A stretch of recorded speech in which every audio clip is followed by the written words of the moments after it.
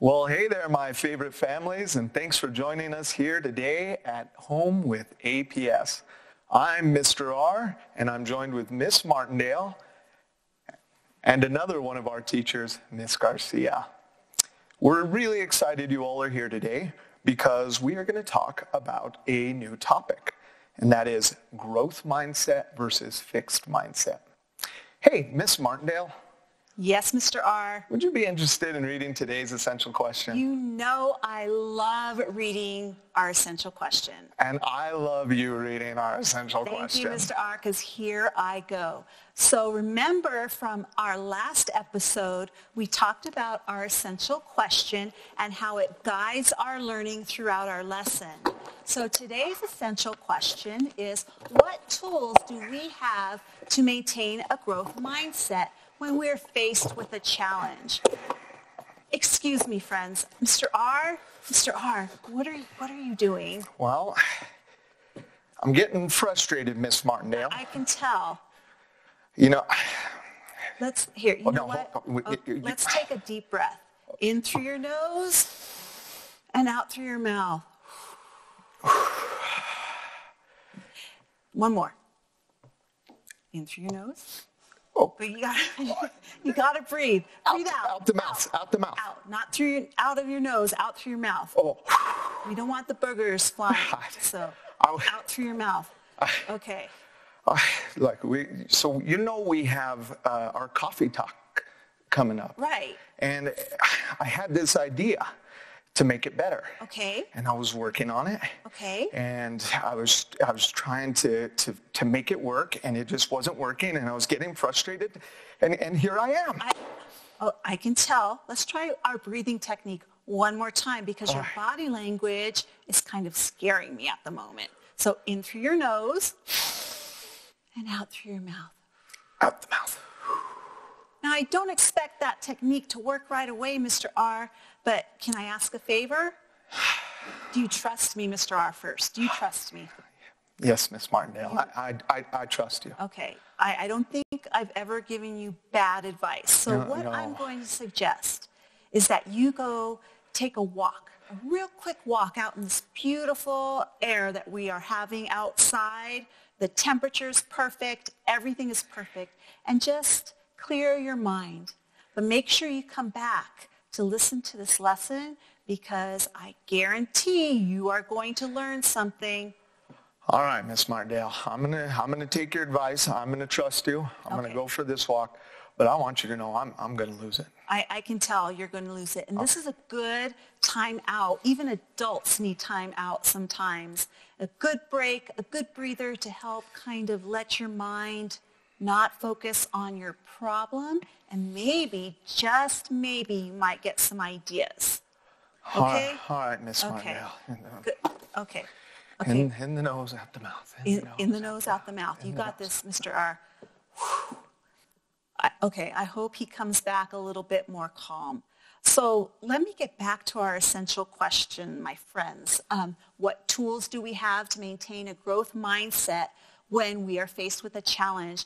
And I bet Mr. R is going to come back with some tools that maybe he has discovered to help him kind of lower his frustration level.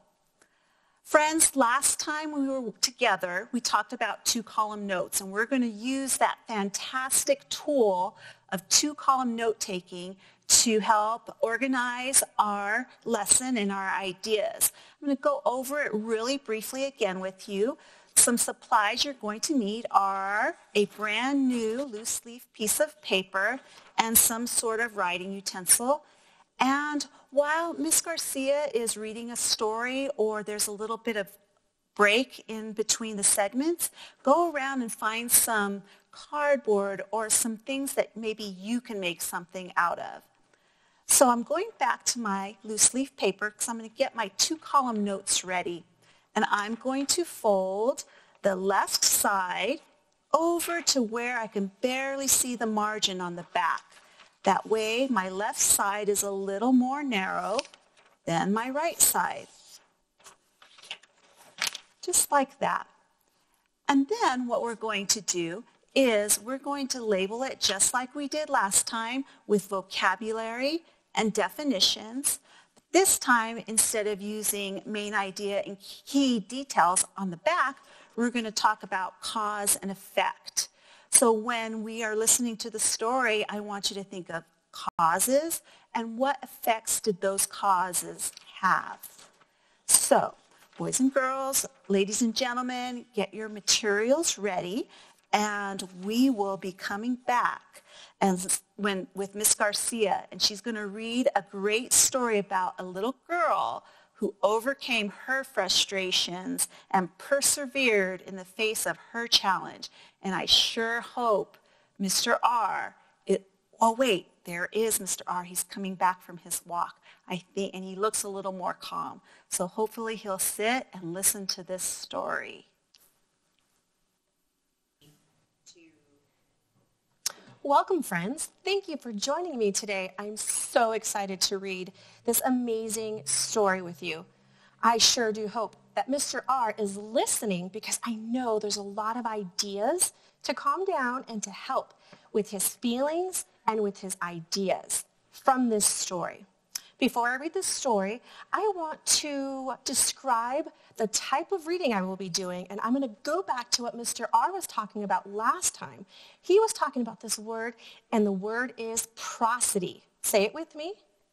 Prosody. Thank you. Remember, prosody is when you read with excitement. Just think, if there's an exclamation mark at the end of your sentence, you are going to read that sentence with excitement, right? Also, I was looking online at a credible source, and I saw a little kind of snippet that said, some people say that kids who can freestyle rap fit the prosody of the words to a rhyme. So if you can rap at home and practice your prosody, you can get this down to read with expression. Okay. I'm going to read this amazing story, The Most Magnificent Thing, illustrated and written by Ashley Spires. Man, I really wish I had something to help me hold this book. It's kind of hard to hold and read at the same time. Whew. The Most Magnificent Thing.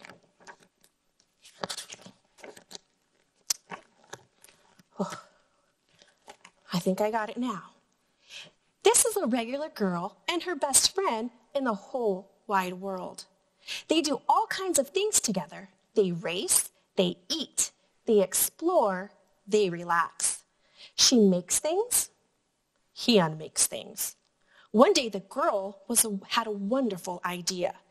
She is going to make the most magnificent thing. She knows just how it will look. She knows just how it will work. All she has to do is make it. And she makes things all the time. Easy peasy. First, she hires an assistant. Next, they gather their supplies. They set up somewhere out of the way, and they get to work. The girl tinkers and hammers and measures, while her assistant pounces and growls and chews. When she is finished, she steps back to admire her work. She walks around one side. Her assistant examines the other side. It doesn't look right. Her assistant picks it up and gives it a shake. It doesn't feel right either. They are shocked to discover that the thing isn't magnificent or good. It isn't even kind of sort of okay. It's all wrong. The girl tosses it aside and gives it another go. She smooths and she wrenches and fiddles. Her assistant circles and tugs and wags. When she is finished, she stands up and takes a long look at it. Her assistant gives it a nudge with his paw. The thing is still wrong. She decides to try again. The girl saws and glues and adjusts. She stands and examines and stares. She twists and tweaks and fastens. She fixes and straightens and studies. She tries all different ways to make it better. She makes it square. She makes it round. She gives it legs. She adds an antenna. She makes it fuzzy. She makes it long, short, rough, smooth, big, small. One even smells like stinky cheese. But none of them are magnificent. Her hard work attracts a few admirers, but they don't understand. They can't see the magnificent thing that she has in her mind. She gets mad, kind of like somebody that I remember who got mad earlier today. The angrier she gets, the faster she works. She smashes pieces into shapes. She jams parts together. She pummels the little bits in. Her hands feel too big to work, and her brain is full of all the not right things. If only the thing would just work. Crunch. Oh, the pain starts in her finger. It rushes to her brain, and she explodes. It's not her finest moment. I'm no good at this. I quit. Her assistant suggests a walk. That reminds me of how Miss Martindale suggested a walk to our friend, Mr. R. It's not much help at first, but before long, she starts to feel different. Bit by bit, the mad gets pushed out of her head. As they stroll along, she comes across the first wrong thing she made. The bad feelings are about to start all over again. Then she notices something surprising. There are some parts of the wrong things that are really quite right. The bolts are one, the shape of another, the wheel to seat ratio of the next. There are all sorts of parts that she actually likes. By the time she reaches the end of the trail, she finally knows how to make the thing magnificent. She gets to work. She works carefully and slowly, tinkering, hammering, twisting, fiddling, gluing, painting. Her assistant makes sure that there are no distractions. Friends, if you look carefully, there are some thought bubbles that I'd like to read as well. This is the perfect thing to ward off bears. This will stop the leak. This one's all wet. The afternoon fades into evening, and finally she finishes. She alerts her assistant.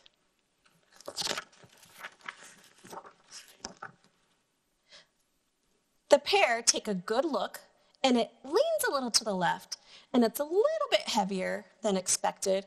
The color could use a bit of work too, but it's just what she wanted. They climb aboard and take it for a spin, and they are not disappointed. It really is the most magnificent thing. Oh, wow. Thank you, friends, for listening to this story with me. I sure hope that you were able to see how she used her thought process, and she was thinking about when she was upset, she went for a walk, and she had many ideas of how to calm herself down, and she used the help of her assistant. I really hope Mr. R found some good tips from this book as well. Mr. R. Hey, Miss Garcia. Would you How like are you? to sit with me and have some coffee time with Mr. R? Oh, yeah. Now would be a great time for our segment, Coffee with Mr. R. Are you okay? Well, yeah, that walk helped. I mean, a lot of things happened. I shook a cow. You shook a cow? Why would you do that? I was trying to make a milkshake. Oh, milkshake shaking a cow. I wanted to ask you about your boogers. What? You were breathing with Miss Martindale, and it kind of sounded like you were you're blowing your boogers out at her. Is that what happened? No, I was just so frustrated. I was forgetting to breathe out my mouth. And, you know, I think hearing that story, I made a lot of connections. Oh, good. So with listening to my story, did you hear of any of the girls' favorite things to do? Well, it sounded like she really liked to tinker. She liked to imagine things. I really got a sense of who that character was because I could see the passion in her movements. Mm-hmm. I didn't even know her name. Yeah. But I felt like I knew her. Yeah. Well, how do you think she gathered so many supplies? Because in the story, she was just gathering things. Yeah, it made a connection to me because when I was trying to build my invention for our coffee talk, I was just grabbing all kinds of stuff too. And the idea was that maybe something would work. Maybe something would trigger something. And I think that's the process that she goes through when she engineers and designs things, is that she's just gathering things. All her things. Yeah. I was confused at first. Why do you think she didn't like her first creation? I thought it was quite nice. And this is the same for anyone. Any sort of, whether you're a designer, engineer, designer, inventor, even a fashion designer. Artists do this too. They go through lots of iterations, and each iteration, they find something good. And in a way, it's kind of like a failure for them. But they take the good and learn from that. And I think that's why she made so many different ones. Yeah, and do you think that's why she didn't give up after her first creation? Yeah, going back to our essential question, I mean, it was that having, I don't know, the way I see it, that growth mindset is always looking for the next best thing and building upon it. And I think that's what she was doing, and that's why she didn't give up, is she was able to find something. I really want to talk about a strategy that the girl used in this story that she used to help her when she was frustrated. I know I was being silly and asking about your boogers, but what strategy did she use? And do you think it worked? And could we kind of tie it into what you did today when Miss Martindale gave you some tips also? Well, when I think about a tool, it's not always something you hold, but it could be a process. And I think she went through a process. She definitely was breathing, trying to remain calm, and then well, she did breathe in and out. Yeah. You kind of forgot there a little bit. And she used that tool as well as the taking a walk tool. And sometimes we forget that those are tools that we can use to keep that growth mindset going and persevere through the things that we're trying to work on in these struggles. Yeah. When she returned from her walk and thinking about yourself as well, was she able to do what she wanted to do? Well, I don't know if I'm where she's at yet. But I'm keeping it yet. But when she came back, she was better able to approach her struggle in a calm and successful way. And I hope I can get there soon. I know you will. I have confidence in you. I do want to talk about her neighbors and her assistant. What did she do for them? This was powerful. What she did is what a lot of people do who create things, is they unintentionally have a launching point for other people. And what her neighbors did is they had problems of their own, like a bear and a drip, and they were able to use what she created to repurpose into their own invention to ward off bears and capture drips. Perfect. So Mr. R is not there yet, but what I would like to do is go over some vocabulary words, and I would like to do that with Miss Martindale and with me.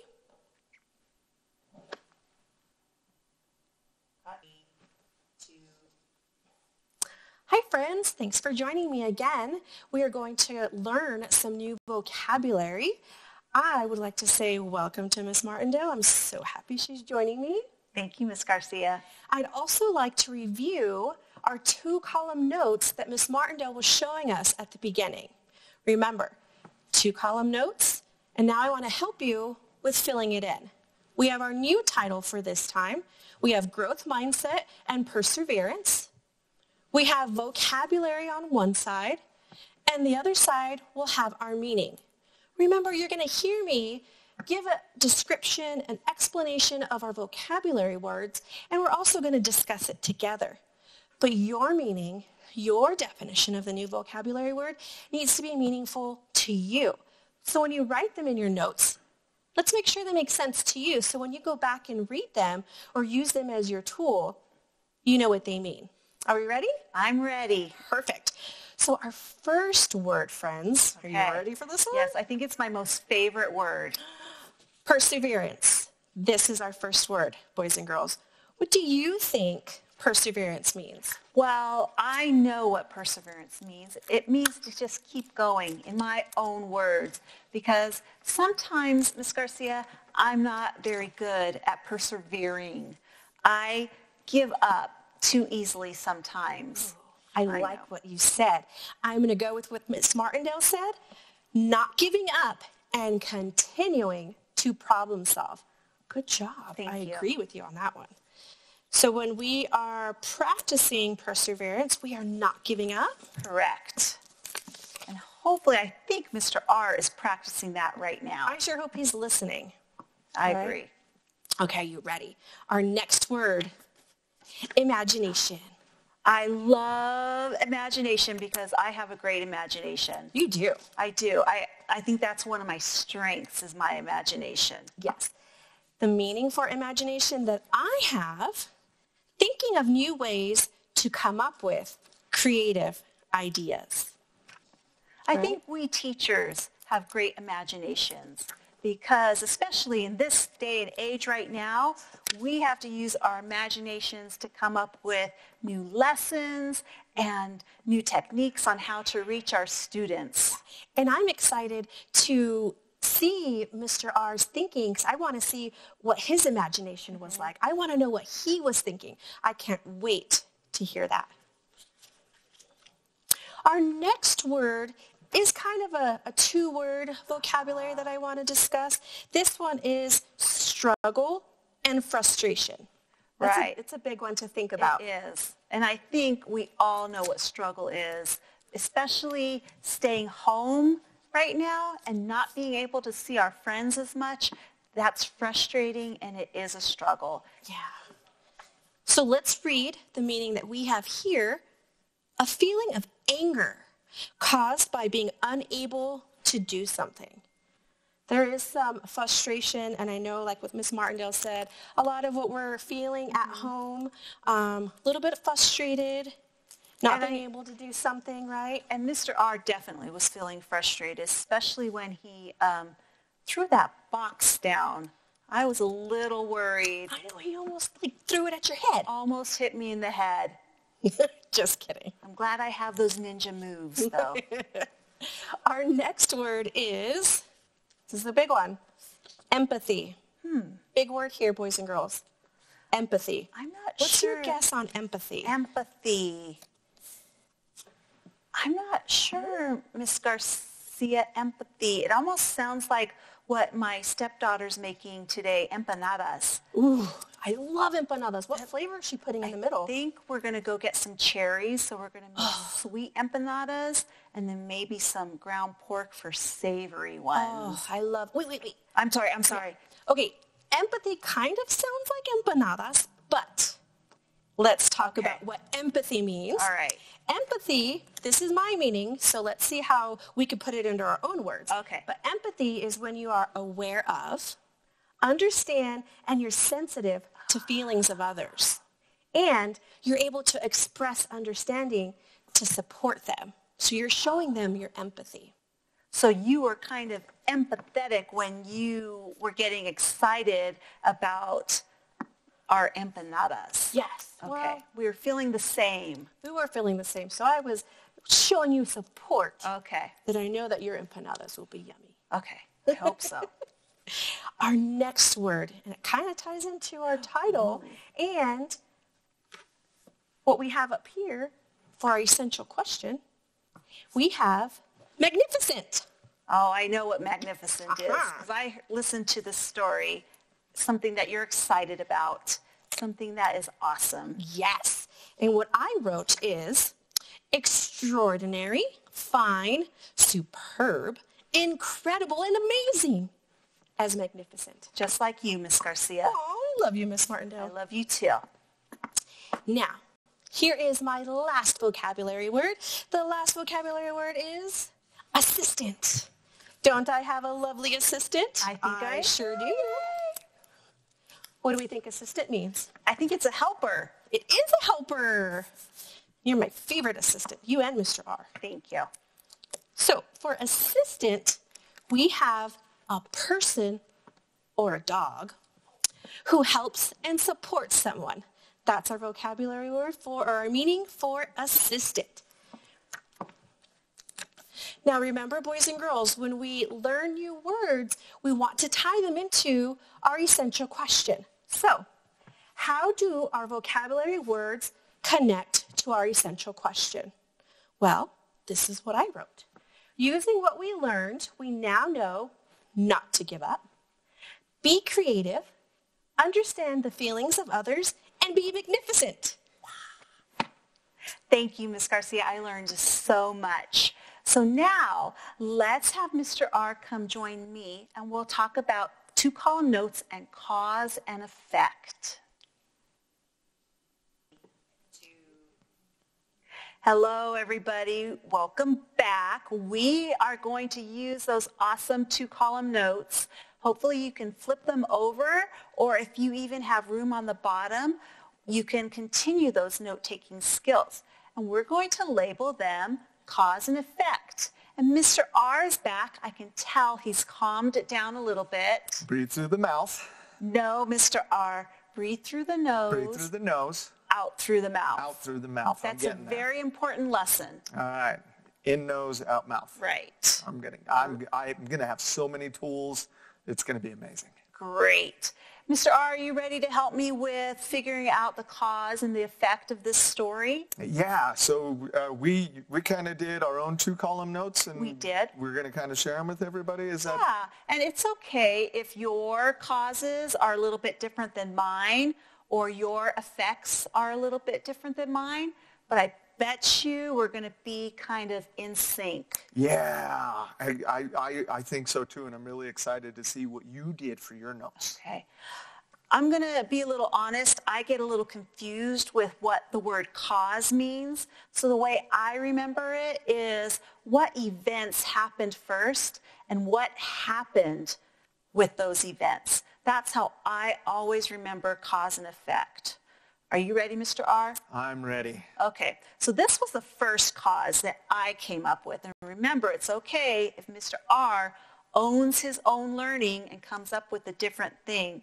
My first one was the girl and her assistant decide to make the most magnificent thing.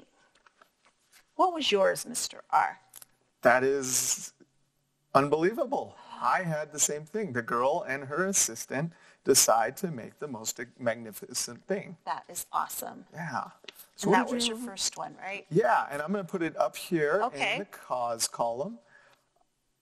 And what did you have for the effect? So when I design something, I always like to draw. So I noticed in the book that she drew her plans. So she plans, draws, and creates. That was my cause.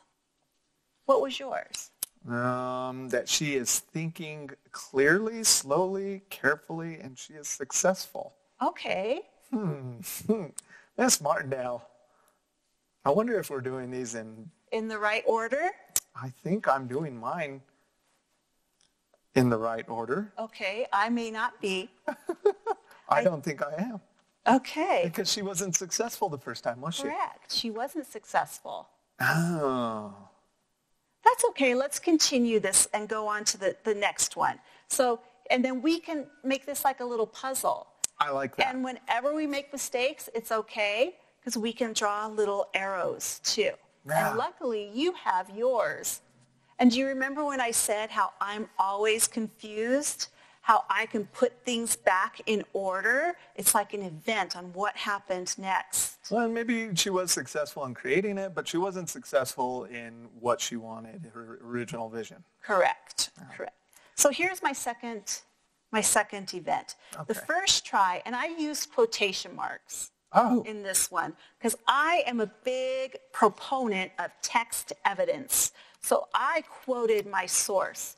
The first try, they are shocked to discover that the thing isn't magnificent. It is all wrong. And I remembered Miss Garcia and your lesson on prosody, and I used this word right here in all caps and said wrong. I even cited the page 8. Do you see this? Like, oh my gosh. Are we on the same page now, Mr. R? We are on the same page, Miss Martindale. I'm so relieved. Because I too used quotes thinking back to the last lesson we did and being a credible source. And I wanted to make sure I was a credible source in the information I was giving. And I too capitalized wrong to show and emphasize the prosody. So I have that as my second cause. Awesome. And then my effect, I love the word perseverance because that is something I need to work on. And again, I used quotation marks. The girl tosses it aside and gives it another go. And I put the page number because sometimes I know some teachers that are like, I don't believe you got that quote. Where is it? And I will be like, it is right there, page 8. And if I was your teacher, I would be so happy seeing you throw that right there. And you know what's really interesting, Ms. Martindale? What is interesting, Mr. R? Is you used perseverance as the effect. And even though I didn't use that word, I used its meaning. And I said that they did not give up. Okay. But I too also put that quote in there in the page number because I wanted this to be a credible source for my answer. How awesome.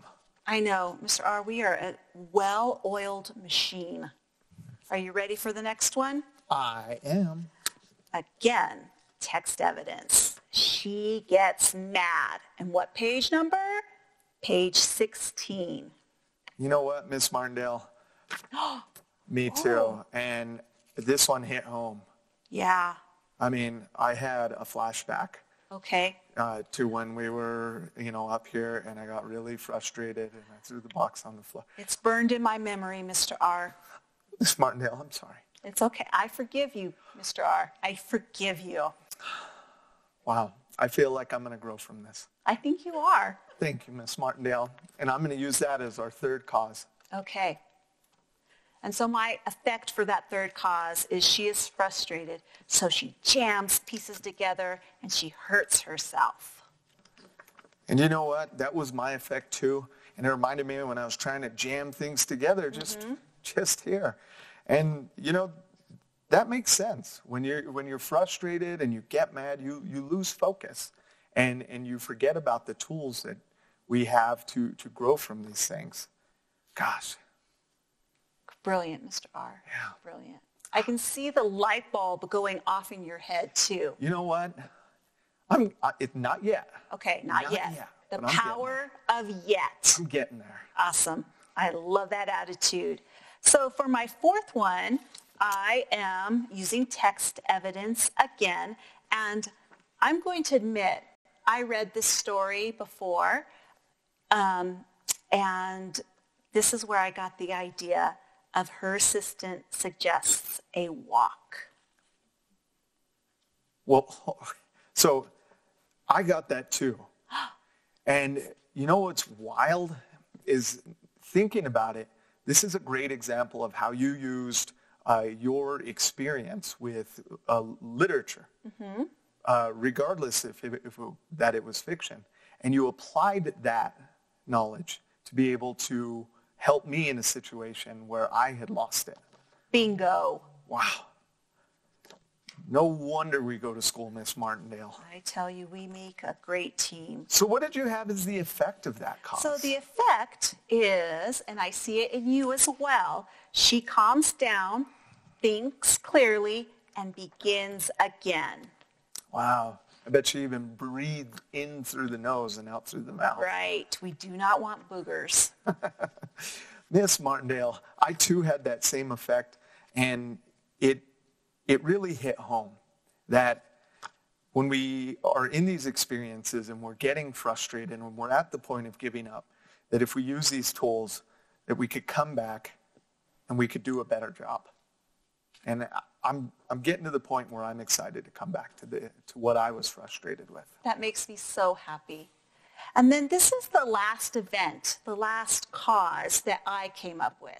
Now, friends out there, if you had a lot of this happened first, this happened next, and you have more, that's fantastic. This is just to help me.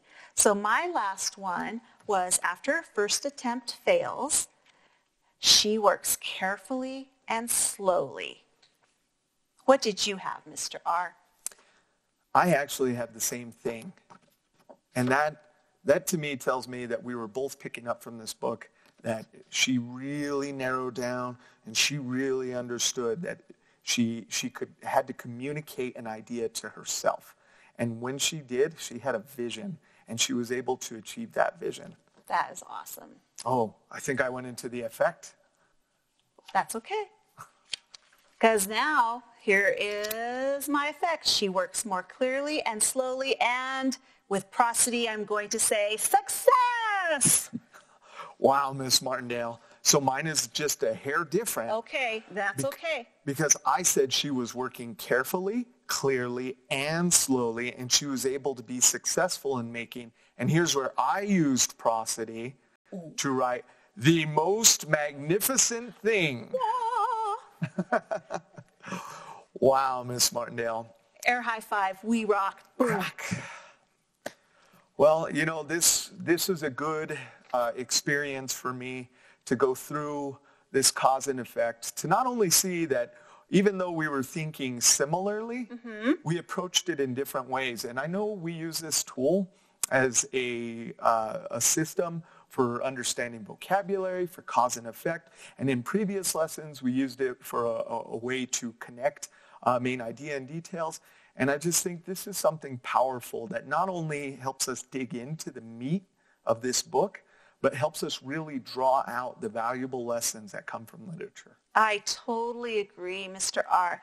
And can I give our audience out there a little hint about an upcoming lesson that Mr. R had suggested and why we keep these notes handy? Yeah. I think you were planning a little game show using everything that we've learned through the lessons that we've done. So make sure, everybody, that you keep these notes somewhere safe so that you can refer back to them for a later episode. I'm not going to get too much into it because it's pretty cool. Oh, thank you, Miss Martindale. Yeah, we definitely want you to know this doesn't end here. We're going to connect this. Okay. Oh, well, Miss Martindale, thank you for sharing this experience with me. You're welcome. So now we're going to take a little break, and Mr. R is going to come up and maybe share some of his writing, or, you know, we might just throw something else in there too. So we will be back in just 1 second.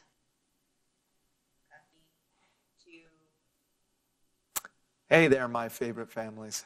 So I wanted to share with you a strategy that I used to overcome the frustrations I was having. As you remember, in the beginning, I was at my wit's end. I had an idea about what I wanted to do, but I wasn't communicating it with myself. You see, communication isn't always between two people or a group of people. Sometimes you need to realize that you have to communicate with yourself in order to get your vision to yourself across clearly. One of the ways we do that is through journaling. Another way is just thinking. Some people meditate. Some people, they do talk with friends.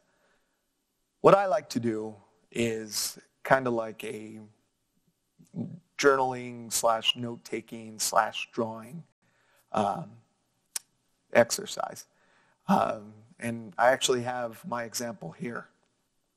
You see, when I was frustrated, I knew that I didn't have a clear vision communicated to myself about what I wanted to do, what I wanted it to be, or what the purpose of it was.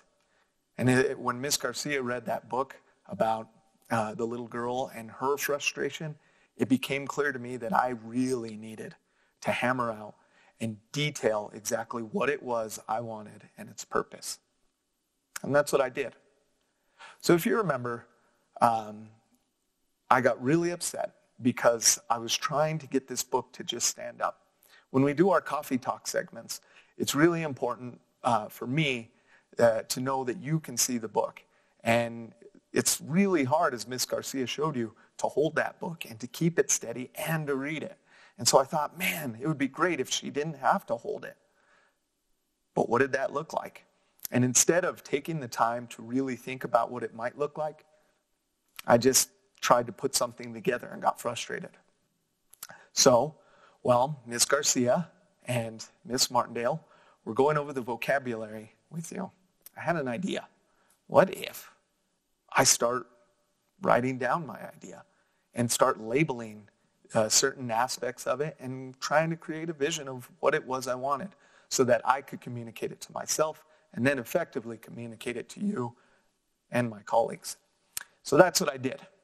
So and I'm offering to you is that when you go to create something, whether it's a magnificent thing or even just your own personal wants or needs or vision for yourself, you can use something like this template here. So what I did is I drew out an area specifically for illustrations. I titled my journal so that when I go back, I can quickly find the topic that I was working on. And then I drew out lines where I could take my notes. So let's go over my magnificent thing. There's my title, My Magnificent Thing. And here in the illustration, I even went even deeper and said, the magnificent book holder. And I drew it out. I gave it measurements and labeled them approximately 14 inches. Not just the length, but the width. I drew what I wanted it to do and even drew an example of that invention in action. Over here, I labeled what I could possibly build it out of, wood or cardboard. Many famous inventors go through a lot of iterations. That's prototyping, where they create multiple versions of something. So maybe in the first version, I use cardboard. And when I make my final, I might use wood. I put a little checkbox here because I wanted it to have specific qualities. For example, I wanted it to be light and portable. But more importantly, I wanted it to still be sturdy and to be able to hold a book. After I kind of had that visual written out, I then wanted to take some very detailed notes, how I envisioned myself using this. So I wrote, I was having a hard time reading a book and taking notes. The book was always covering the paper, or it was writing, or the writing was being covered by the book holder. This book holder here sits my book upright and allows me to look at my book and then quickly take notes. It holds my book at eye level, but neatly sits out of the way so I can still have room to write. I used cardboard to construct it so that it would be light and portable, but sturdy enough to hold my book. This is good for me. This type of writing right here is a very effective communication tool that I can go back to later on if I want to build this again or even fix it, make a better one. Anyway, this really helped me now to do this while Miss Garcia and Miss Martindale were building their exercise that I kind of want to build it today. So I invited Miss Garcia up on to join me so that I can show her how I built mine and then maybe offer some suggestions to improve it. So Miss Garcia's joined me and... Thank you for having me. Absolutely, Miss Garcia. First off, a big thank you to Miss Martindale and to yourself. We started off today and I was just at my wit's end. And well, you look amazing, and you look great, and I love your ideas that you put down. Like, I can kind of see your vision and your magnificent thing that you're trying to build. Well, thank you. And, writing is a form of communication, and it's an effective form. And, when I say it's not just for between two people, it's also for yourself. This is a great example of why. I mean, you saw how frustrated I got. And I felt like this really brought me back and was able to let me get grounded in what what I was trying to accomplish. I love it. It's an amazing tool. Well, cool. So I actually want to try and build it to see if it'll work. So in my plans, I said I was going to use some cardboard, and I found this box, and I was really thinking about how to put it together, and I started to cut it, and then I said, no, I'm going to wait. And so I looked at it, and, kind of like in the story when she gathered a bunch of materials. Okay. That's essentially what I did. I gathered a bunch of materials, and in doing this, I started playing with the box, and I noticed it created this shape here. It looks just like a book holder. I know. It looks almost like the one I drew. And so then I thought, well, how am I going to hold it together? Oh, go ahead. Well, were you thinking what I was thinking? Yeah. Yeah, right? This tape kind of allows me to do that because it joins these two materials together. So I'm going to take just a little bit of tape because I'm going to be material conscious here. And I'm going to tape on one side just like this. And already it's holding up and taking its shape. And I'm going to tape on the other side. It looks just like a book holder. I wish I had that when I was reading my story. I don't know if you noticed, but I dropped the book a few times. You know what? I did notice that. And that's kind of what propelled me to start looking at this in a new light. Having an imagination is a tool that you guys shared with me that allowed me to approach this in a new way. So what do you think? I think it looks amazing. And the only thing I'm kind of thinking of is, I don't have cardboard. I don't know about what our friends might have at home that they could use besides cardboard, if they have it, if they don't. Well, gosh, Miss Garcia. I don't have anything really. You know what? I just found this 3-ring binder. Oh, okay. I don't know what other materials we have here. There's some markers and scissors, and you're welcome to use my tape. Okay. Would you help me with your thinking? Let's see. Yeah. Can I just put the book here or? Hey, you know what? When you open it up like that, it kind of looks like when I had my box opened. So like this maybe? Oh my gosh. Like that? Kind Kind of looks like a book holder as well. Yeah, it does, doesn't it? Do you want some tape? Yes, please. Okay. Here, I'll cut you some. Okay. Now, what could we have our friends use at home if they don't have a binder or a cardboard box? Like, how could they use stuff that they might have at home to build this? Well, that's a great idea. I'm getting frustrated. I think when you're at home, the first thing you need to do is just like the little girl did in the story, you got to go gather materials. They're not all going to be great. They're not all going to work. But using that, your imagination, and more tape, you might be able to find a way to make a book holder. And Miss Garcia, now that I think about it, these don't just have to hold books, do they? No. What They else? could hold maybe their tablets. Ooh, yeah. Now, I don't have a tablet at home, but I have a phone. It could probably hold a phone. Would it hold a microwave? No. Oh. Silly. Oh my gosh. Just going to turn that. There we go. Miss Garcia, I failed again. But is it okay to fail? Yes. What do we do? When We we always fail? try to improve and make things better, right? That's right. We don't throw tantrums and shake cows. We don't shake cows. And we don't throw boxes at Miss Martindale. We're lucky she's not here right now. I didn't throw it at her. Yes, you did. That failing, I like that word fail. It's okay. Because we always have an opportunity to make something better. Hey, if these work, do you think we could use them at our next coffee talk? I don't see why not. Oh my gosh, that looks amazing. May I borrow your book? Please.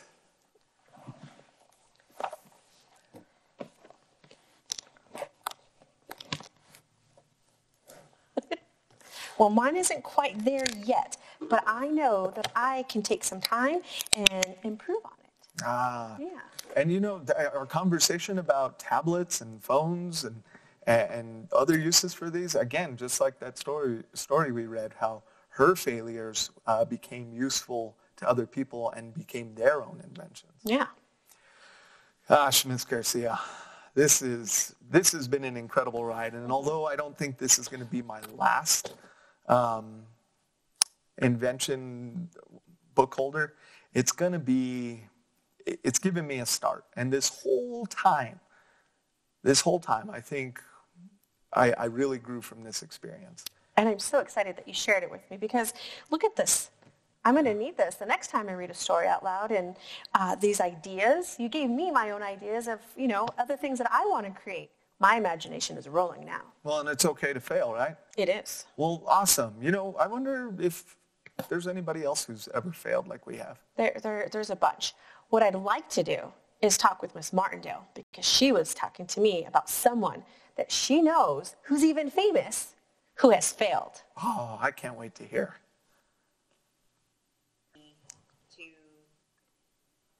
Thank you for joining me, Miss Garcia. Thanks for having me. Are we at our accepted distance, I hope? I think we're good here. Okay, good. I can't wait to talk about famous failures. Have you ever heard the term famous failures? Well, I know what famous means. Right. And I know what failure means because I have failed at a lot of things. But what do they have to do together? Like, what does that mean? So there have been so many people throughout history that we know about, that we've even studied, that have failed more than once. Oh, okay. Does that bring anybody into mind for you? It does. There's this person, you might know him. I'm not too sure. He's actually a basketball player. I bet you I do know him. You do. You probably do, because he's actually kind of famous, like really famous. I don't know if you've ever heard of Michael Jordan. Space Jam! Yes! Michael Jordan. Okay, so get this. He was cut from his high school basketball team. He didn't even make the team. He tried out, and they said that he wasn't good enough to be on the team. That blows my mind. Yeah, so he was cut from the team, and he went home, he practiced, he didn't give up.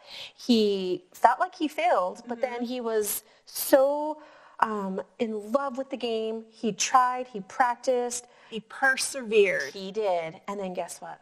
Now he's like a billion quadrillionaire. I know. And he was on, an NBA team. He's in movies. He played baseball. He did all kinds of cool stuff. And he also gives to a lot of charities, which is awesome too. He never gave up. So I did not know that, Miss Garcia. Yeah, that's really cool. amazing. Do you know of any? I do. And so I went online practicing my internet safety, and I looked up some credible sources on famous failures. And I decided to do a project-based learning activity, and I looked up a bunch of different people that I didn't even know had failed. And one came into mind that I had no clue. And I bet you a lot of our audience knows who that is. She is the author of the Harry Potter series. I love Harry Potter. Right. Her name is J.K. Rowling. And I made sure to make sure this was a credible source. And I remember your clue that Richie Z gave us last time about the little padlock. So it was a good source. But I'm just going to paraphrase what it said about her. So after moving to London with her daughter, she was a single mom, which makes it kind of tough. J.K. Rowling struggled to survive. She lived on welfare and once said she was as poor as it was possible to be in modern Britain without being homeless. Ooh. By every usual standard, I was the biggest failure I knew. So she thought... She even thought she herself was a failure? In her mind, she thought she was a failure. But after having the idea to write a book about a wizard named Harry, it took her 5 years to complete the novel while trying to work and care for her daughter as a single parent. 5 years. That's a long time. When the book was finished, it was rejected by 12 different publishers. Does that mean that they didn't want it or like it? They didn't want it. They didn't think it would sell and make them money. But then a small publishing house eventually decided to publish her book. Today, over 450 million copies of her books have been sold. And, of course, they've been made into plays and movies. Wow. So they didn't like her book at first. They didn't want to purchase it. She didn't give up, and the rest is history. I'm pretty sure all of you have read this book. So friends out there, make sure you share your inventions or your creations with your teachers and with us, and we'd be more than happy to give you a shout out on air. Remember our hashtag at home with APS, and thank you for joining us today for At Home with APS. We'll see you next time. Thank you.